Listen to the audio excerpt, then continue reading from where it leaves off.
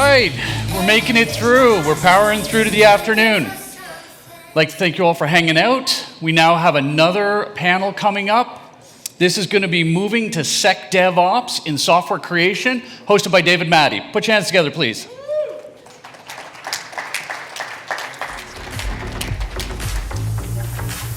Hello. Hello, everyone. All right. So we're going to have an awesome panel talking about Sec DevOps. I'm not going to waste any time. I'm here to introduce Prakash. Hi, guys. Thank you. And Mark. Now, we did actually have a guest. Sorry, I should have moved. I'm standing purposely in your way just to make it hard. Sarah, unfortunately, life of a CISO, she had to rush out to California for desperate client needs, so she's here with us in spirit today. All right, so Prakash, why don't we start off, give the folks a bit about your background and... So I started my career as a C++ developer, actually lots of different languages, including COBOL. So one of the few who knows COBOL. Did product development for about 10 years, then moved into product management for a few large companies, a few startups. And now with Radware, I run our product security and application delivery product lines for North America. Excellent. Mark. Hi, everybody. I also know COBOL. I started out as a Y2K programmer before I even graduated high school because that's what the demand was like. RPG is what the primary language was then. Since then, I've worked for a few cities. I've done a little bit of teaching, and right now I'm the VP of IT for Enova Power, which is a recent merger between Waterloo Hydro and Kitchener Hydro. Our primary task is to safely make sure that your showers are hot and your beers are cold. Excellent, excellent. So I think that's a really good place to start, just thinking your backgrounds and many of you out there. And when we're talking about Sec DevOps or security of DevOps or whatever moniker you want to choose for that, we have to think about programming languages and development environments. And I think it's interesting when you talk about both of your backgrounds and myself, I C++, assembly language.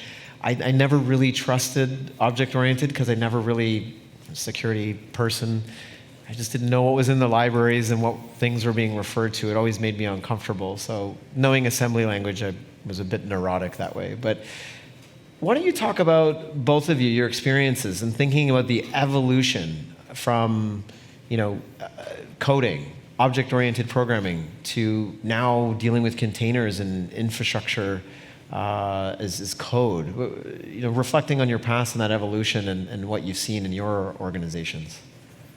So, I'll talk from my experience. When I started, you would develop monolithic applications, right? You would have executables that you could create in any languages, compile, and then in order to test them, and we still had interfaces, so you would test those interfaces to see what could be input. Right, and basically there were certain elements that you should not allow, things like that, because it would crash, or it would override the memory. Right, it could crash the program. So those were the types of checks we did. There were lots of issues in terms of as internet became available, you had other types of inputs coming in, right, yep, which were not programmed for. And so that would crash the program. So at that time, new types of devices came in, load balancers, for example, which would scale up these executables or instances that we call now, and also web application firewalls. So web application firewalls came in because they could actually, and there were tools, assessment tools. There were scanning tools or vulnerability assessment that you could scan your applications and they would provide a negative security model.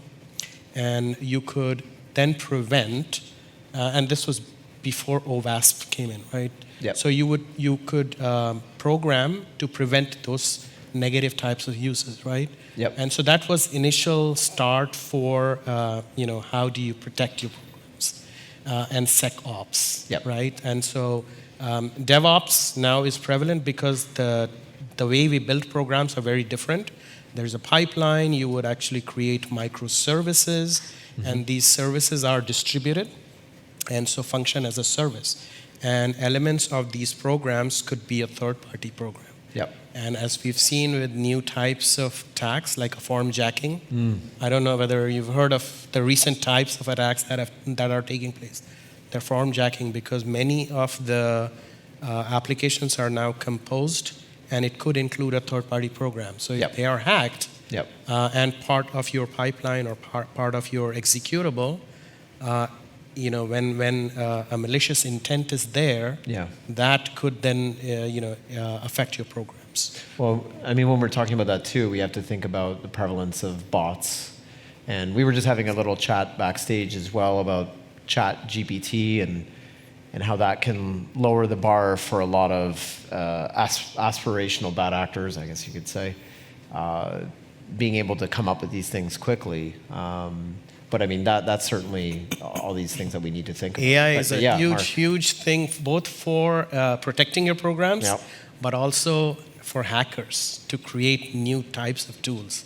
And I don't know how many of you have used some of the AI tools. Yeah, show of hands. Anyone to write programs, right? So hackers, if you can write good programs with it, hackers will figure out a way to attack you. So, and Mark, you had some experience with this, Mark, right? you did, Yeah, so we've been using it experimentally for a while, and I can tell it's like a child, and it knows what it thinks it knows, so it's not always right. But I can say, write me a story about Mark riding a bicycle, and it'll do it. And I'll say, okay, turn that into an HTML website. All right, now recode that in React. All right, now write me a C program that would create that HTML code. And it does it, and it works 98% of the time. And it kind of goes back to what you said, David, about your uncomfortability about moving away from understanding everything. So when you're writing assembly, for those who haven't done it, you're writing the stack. You're actually telling the machine at a physical level what to do. And when you move away from that into a library compiled language like C, you get a little uncomfortable because who's maintaining those libraries? And then you get further away from that into, like you talked about, object-oriented, and then you get into interpreted languages like Python, where even though you wrote the program, there's still someone else's program executing your program for you, and the higher you get, the less you know about what your supporting structure is. And it's a necessity for us to be able to use software the way we use software now. And then my thing I struggle with is when we're bringing somebody in to perform work in DevSecOps, and let's say we're talking about software as code instead of infrastructure as code, can we find people that can actually understand all of that? Do they need to understand all that, or can the process be enough to support them? I'm a pretty big believer in people, process, technology in that exact order. So you start with the people rather than having a process they don't understand and they're just kind of blindly checking the boxes in like a CI/CD pipeline or something. But if you go out there and try to find teachers that can teach that, students that know it, and employees that actually understand it, it's pretty tough. So I aspirationally, you would always want to go all the way down to the very bottom where I can actually read the stack and say, yep, that's what I thought it should do based on all the stuff that I know. But it's getting so impractical that maybe we need to automate that, and maybe a friendly AI is the solution. I don't know. It is certainly a challenge, even with tools on our side, SAS and DAS, right? Static analysis, dynamic analysis tools, and all these things. But going back to that full stack, even just poking back in history for a moment, I remember seeing the evolution where you'd be hiring people who had Unix, Linux skills to get down to the command line to do a lot of things. And then you started seeing people just go for Microsoft certified engineering stuff, which is great, but then they weren't getting the understanding of the underlying architecture and understanding command line, and we would see appliances come out for web application firewalls, anti-spam, right, all kinds of things, and they're hiding the underbelly of it. And we see these issues, even one I think last summer was Shopify, where they had an expired certificate that a library was pulling from, and it took them a while to find that, and they had a major outage, right? So just going through that stack, I think it's going to be a challenge when we look at it, because the dependencies we have with all these things, certainly it's a different game now. And that does come back to education too at the same time, right? And it's tough to find people who are conversant with security, right? From bottom up. And so that's been a big challenge. And if you've seen the number of jobs that are open in security, that's huge. Right. So one of the challenges that we faced is in terms of automation. Okay, so you create tools, and AI is a very big element of that, especially in terms of security, because there are so many things that are going on at the same time. Yep. And I was on a talk with in the panel before on identity, and they were talking about privilege management and Yes. escalation, Yes. and identity as a as a core principle, Yep. right? Yep. And so when you have somebody who is like a DevOps and DevSecOps that are creating programs, and those programs are being run both on-prem, Yep. let's say on your own hardware, or could be in a software-defined data center, like a VMware or Zen server or some hypervisor tool, and then you transfer that instance to scale quickly, or if you have a transformation or digital transformation initiative, you're moving that to AWS or GCP or Azure. Yep. Now comes the problem of, okay, you had a security policy that worked in your prem. Now, how do you take that identity that also works in your cloud Yep. and also on your hypervisor, and the policies that you had applied, do they work there now? Or do you have different tools? Do you have people that understand that? Yeah. Right? Yep. And so that is one element. And so, coupled with that is also visibility, right? Meaning I have analytics, everybody's creating, I have Splunk or SolarWinds, and they're creating all these different dashboards. But the end of the day is there a breach in play? Yeah. And so how do you quickly get to that? Because there's so much information. So that's where the AI and the machine learning, those kind of capabilities come in, and automation in general, right? Yeah. Where they can distill it down to a few, and then you can take action quickly. Yeah. Right. Yeah. So that's one element in SecOps that's very important to this pipeline, Yeah. right, or Yeah. development pipeline, and should be right at the beginning. It should not be at the end, like we used to do before. Like we deployed a web application firewall. Yeah. I mean, web application firewalls and web application and API protection devices are still very important. Yeah. I mean, we still use that, and we will use that because there's a behavioral element that is not there in most of these deployments. Of course, there are RASP tools or runtime application self-protection, but still you need, if you have deployment, multi-cloud deployment, then you need tools which can secure all of them. Yeah. And distill down information quickly. I really liked, Mark, what you said, because I sound like a broken record too, because I like people, process, and technology. Or process if you're American or Canadian. Process.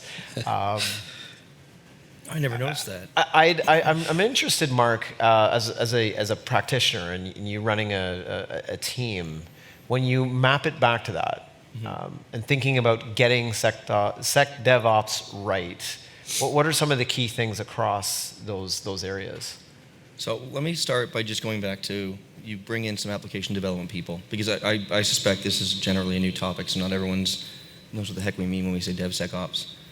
So you bring in an application programmer, someone that graduates from a top school and they're good, maybe they were passionate about it before they went to school. They can write anything in pretty much any language because they understand the fundamentals.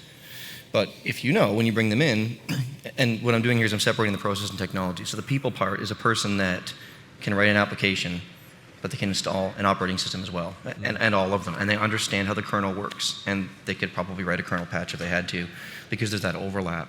Because the operating system is just software. Yeah. It's just maybe different than what they're used to writing. Yeah. And in the end, they have to be able to understand that part too. But now we're talking about not just do I have someone that understands infrastructure as code, automated deployment of operating systems, and can write programs and deploy them that run on there.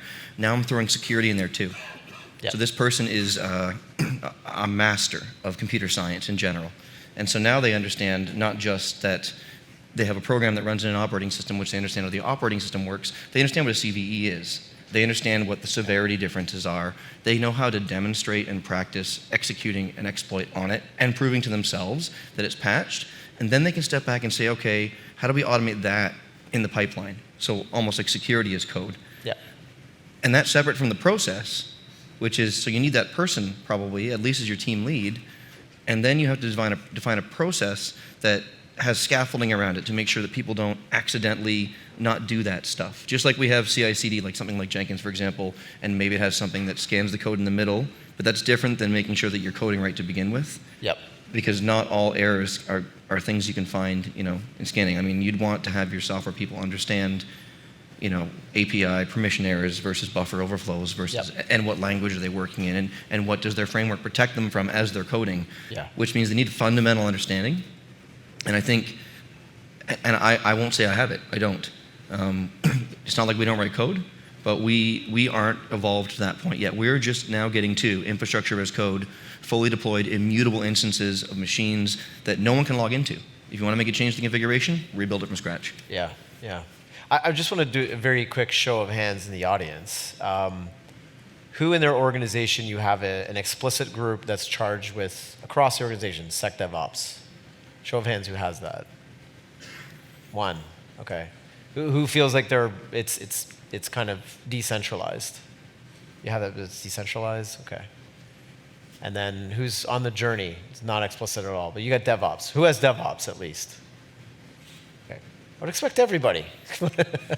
All right.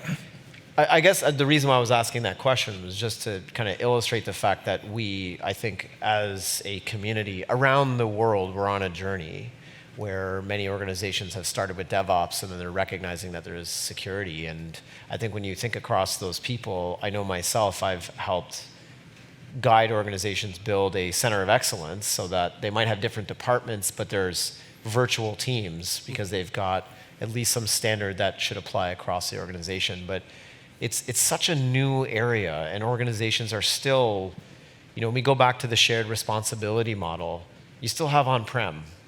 You have stuff that's totally born in the cloud. You have SaaS, you have PaaS, you have IaaS, right? And when we think about that people, process, and technology across all these folks, it's going to be different across that. I mean, so another way of looking at it is, like we did programming before, like remote procedure calls, even though they were co-located in a single executable. Yep. Now it's more on API based, and including the AI, right? Eventually, it'll become that AI will have interfaces, API interfaces, and that's what you integrate with. So even when you're creating a microservice, you're actually calling an API, an external API, for example, to integrate with some function that you want to embed in your application. Yep. And you're doing that, and then eventually that service is going to run in some container, right? And so those containers, then you need to be secured, right? So there is, who can launch it. You need some, privilege for that. When can you inject some code? So runtime application self-protection. Yep. Right? That's a key there. Do you need a WAF that is embedded in there, right? Yep. So that's where a microservice-based WAF comes in. How do you, scale that instance, right? Because it's replicating, right? So then who can replicate? So you have to look at all these different things that you can do to an instance to scale up or scale down. And then you look at it from how is it being accessed, right? So if you go outside in, so for example, who can access it? That's where the identity as a concept comes in. Then you have your infrastructure that's going to flow over. So how do you prevent threats like a bot, like a denial of service? Yep. Their application denial of service, which is cloaked under TLS. And then you go further in, you have firewalling mechanisms. And then you go further in closer to the application, and that's where you would see how to prevent any application type of attacks. Yep. That's traditionally we used to do with negative and positive security model on a WAF. But there's a lot more than that, like a positive security model with some behavioral programming and learning, right? What is the right behavior? I'm traveling, I'm using my credit card. I was in North America, and then now I'm in Israel. I work for an Israel company, right? Would you deny me access to my accounts, right? Because it's a different behavior, right? So those are the kind of things, and my credit card actually calls me when they see that I purchased a ticket, and they relax that profile for the time I'm traveling. right? So those are the kind of, and it's done automatically. It's not that somebody's programming it. That's a very good element in terms of automation and user experience, right? So you have to look at all these kind of things and then see, okay, how do I secure this whole interaction? Yeah. And there is an user experience part of it, and then is also who's bearing, if a malicious hacker attacks, who's bearing the brunt of it? Can you push that, the negative experience in terms of using up of CPUs, instead of the business bearing that brunt, can you push it to the hacker? I mean, I think that there's certainly a lot for organizations to do. And we saw with the informal poll, we did the relative places where folks are at, right? It's a lot to digest, right? It's a lot to digest. And, you know, Mark, in your scenario, are you looking at it as in terms of you just see what the business needs and you tackle those, or are you going more risk-driven? Like, how do you have a million things you have to do. How do you prioritize in this whole world of SecDevOps? So you got to start from the top instead of the bottom. So you have to sit down with your most senior team, let's say it's your executive team, and you have to tell them, here's the risk that we're accepting. And you can't put it in IT security terms. You have to explain to them, here's the business risk we're accepting. And you need to build a model so then they say, well, how much would it cost to make it this much better? And you need to be able to answer that question. And you'll find very quickly that suddenly it's like, oh, that's it? Oh, then we can probably help with that. And once you trickle down, you get back to, and I want to clarify something that I said earlier. When I say a master of computer science, I don't mean that they went to a school and got their master's. I'm not saying I have any problem with someone coming out with a master's program, but what you're talking about is, so in the 2010s, we had like the naming of CVEs finally. So we had like Reaver, which was routers. We had Heartbleed, which is like all the banks. Yeah. We had Shell Shock, which was like all bash. So who in here, in this room, played with any of those because they saw it, that it was out there? So those people that are raising their hands, those are what I mean by masters of computer science, because they said, oh, I'm curious about that. I'm going to go play with it. I'm going to go see how it works. And those people never stop doing that. And that's how so it's not like you achieve this mastery, you have to maintain it. And that's what you need in your people part. But just as much as that's super fun and probably why you got into IT, it's just as important to have conversations with your CEO. You need to have something going to your board. If you have a board, you need to be going to your peers at the executive level, and you need to say to them, I get that you want these like shiny business projects. Here's the base responsible amount that runs things for IT. I need these many hours back from the total available lot of hours that we have from all of our staff. And you figure out what your burn rate is and all this normal stuff, regardless of what project management you're using. And then you go back to the executive and say, here's how many hours you had to play with. Where do you want to spend them? And this is how much I'm doing for cybersecurity, and this is how much I'm not doing. And are you okay with that? And I think if you do it that way, then you end up in a place where rather than someone saying, I thought you said we were safe, they say, oh, I remember when we made that decision. Maybe we should go back and revisit it. Yeah.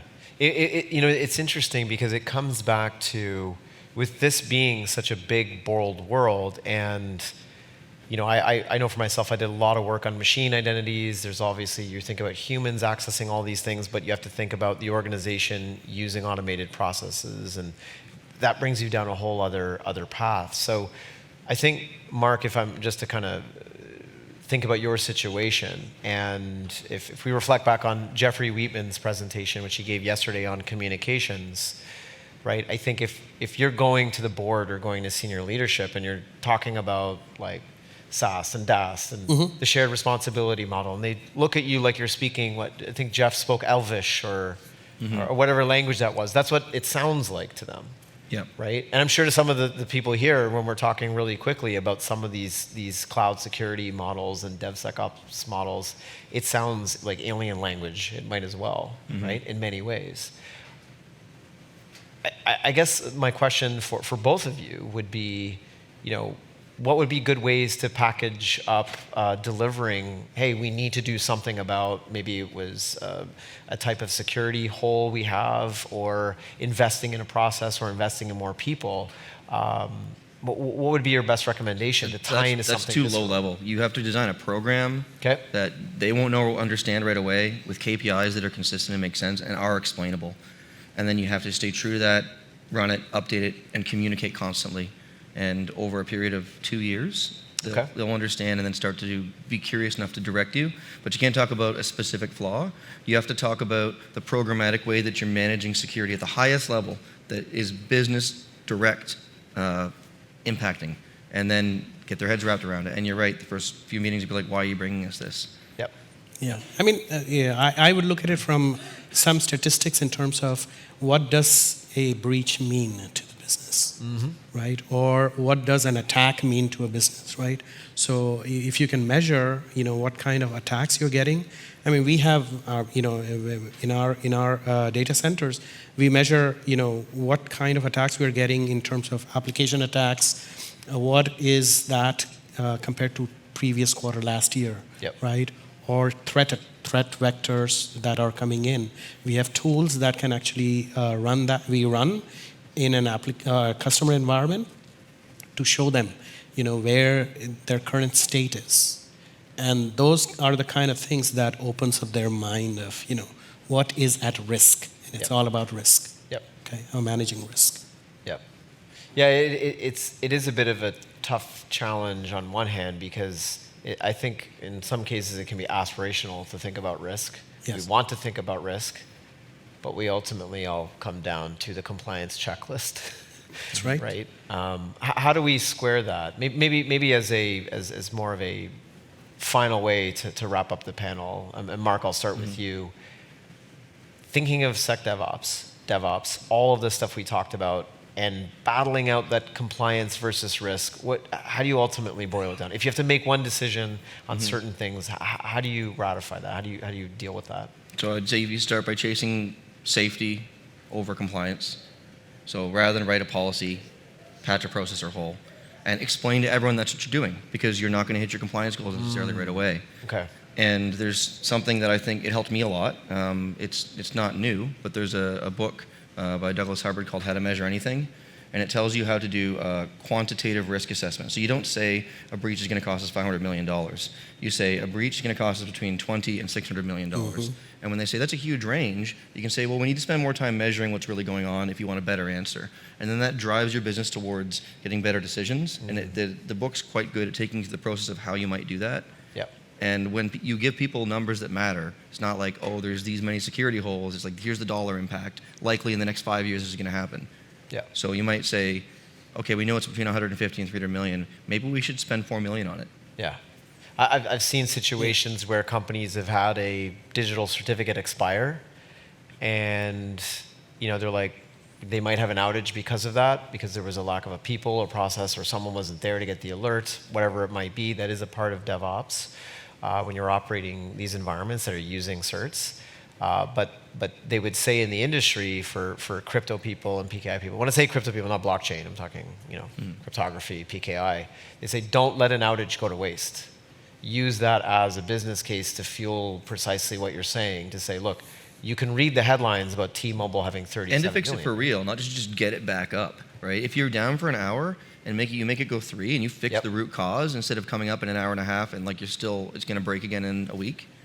That's like, people don't care about how long it is in general, right? If you've got it under 6 hours, they're fine. But if you bring it back up and then it goes down again, super stressful for everybody. Exactly. Right. I mean, at the end of the day, you have to measure what does an outage mean to you. And you can correlate with some of these outages. So for example, cloud outage, what did it cost you? What was it about? Was it because people were not familiar with things? You didn't patch the code correctly?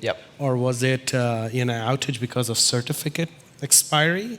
Or was it a breach, right? So there are lots of these things that you can really quantify in terms of it was down for that much time. It cost me this much business if I'm down for that much time, and it's a number. It's a hard number, right? It's very tough to say no to, right? And you should at least spend part of that money to make sure that it doesn't happen again, right? So that's the number. So I guess final thing, keep it less than 10 seconds. One bit of advice, whether it's a resource, Mark, that you would point people to for reading articles or research, any tips or advice for anyone? Make Websites? sure that your direct management, as it layers, understands the work of the people that they work for. If you don't do that, you're heading in a faith-based direction. Excellent. Prakash? I would. There is a great, tool, DevOps Digest. Yes. Yeah. Just go log into it, take a look at it. They publish some really great articles, and gives you very, very good advice in terms of predictions. Yeah. Yeah. Right, So take a DevOps look. Digest, very good resource for those of you that are, whether you're very mature with your program or you're early on, definitely a good resource to check out. I think a lot of the articles are free. Yeah, everything's free. Yeah, everything's free on there. So You just have to create a login. yeah. Excellent. Well, thank you very much. Thank you to the panel. Thank you, guys. And I guess for all of you, enjoy the rest of the day. We'll be floating around, so if you have any other questions to follow up on some of this stuff, it's all in here and there and there. Thank you, everyone. Thank you. Appreciate it.